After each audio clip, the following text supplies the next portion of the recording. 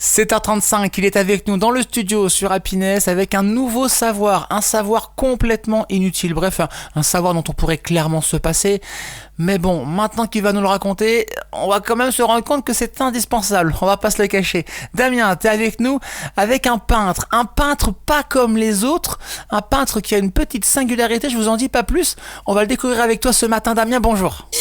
J'aurais voulu être un artiste. On sait ô combien il est difficile pour la plupart d'entre nous de définir ce qui est réellement de l'art ou non. Cependant, on s'accorde généralement à dire qu'il s'agit d'un domaine dans lequel seule l'humanité excelle. Mais si je vous disais que durant la deuxième moitié du XXe siècle, un artiste en particulier a mis à mal cet état de fait ? Je m'explique.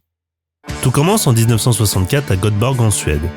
Cela fait environ une vingtaine d'années que l'on s'oriente de plus en plus vers l'art abstrait, laissant de côté l'art figuratif dans le seul but de s'absoudre des règles préétablies. Ici dans la galerie Christinae, on peut y admirer des œuvres de Jackson Pollock ou encore Franz Klein. Ce sont les tableaux d'un mystérieux nouvel artiste qui font grand bruit, et cet artiste n'est autre que Pierre Brassot. Inconnu jusqu'alors, le peintre semble avoir réussi à capter l'attention de plusieurs critiques influents du pays et notamment celle de Rolf Anderberg. Rolf est d'ailleurs tellement subjugué qu'il écrit dans le journal dès le lendemain « Brassot peint avec des traits puissants, mais aussi avec une détermination claire. Ses coups de pinceau s'accompagnent d'une furieuse méticulosité. Pierre est un artiste qui compose avec la grâce d'un danseur de ballet. » Un collectionneur ira même jusqu'à acheter une de ses peintures pour la modique somme de $90 de l'époque, soit environ $650 actuellement. Si l'ensemble des critiques semble unanime sur ce nouveau talent, l'une d'entre elles cependant est beaucoup moins élogieuse en expliquant que, je cite, « Seul un singe aurait pu faire ça ». Et finalement, cette critique n'était pas si éloignée de la réalité. En effet, après le succès de l'exposition, on apprend que derrière Pierre Brassot se cache en fait un singe du nom de Peter. Blanc comme un linge, je descends du singe. Ce canular, monté par le journaliste Ake Axelsson et le galeriste Yves Funkegaard, avait pour but de se moquer de ces critiques d'art qui s'extasiaient devant une peinture en cherchant un sens là où parfois il n'y en avait pas. Pour ce faire, nos deux complices ont simplement donné de la peinture ainsi que des pinceaux et une toile à un chimpanzé du zoo de la ville. Ce dernier n'avait plus qu'à laisser libre cours à son imagination. Les critiques bonnes pattes ont malgré tout bien pris la plaisanterie.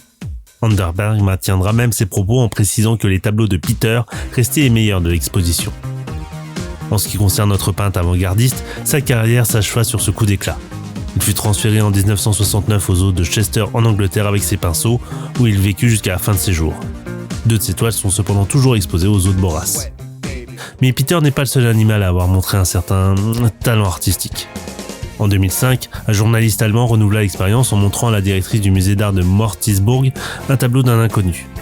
Elle dit « Cela me rappelle Ernst Wilhelm Ney », avant de savoir que le peintre n'était autre que Bangui, un chimpanzé de 31 ans qui vivait dans le zoo de Halle. Au final, même si la blague ne fit de mal à personne, elle nous montre 2 choses. La première, que l'art est subjectif et que personne ne peut réellement dire ce qui est art ou non.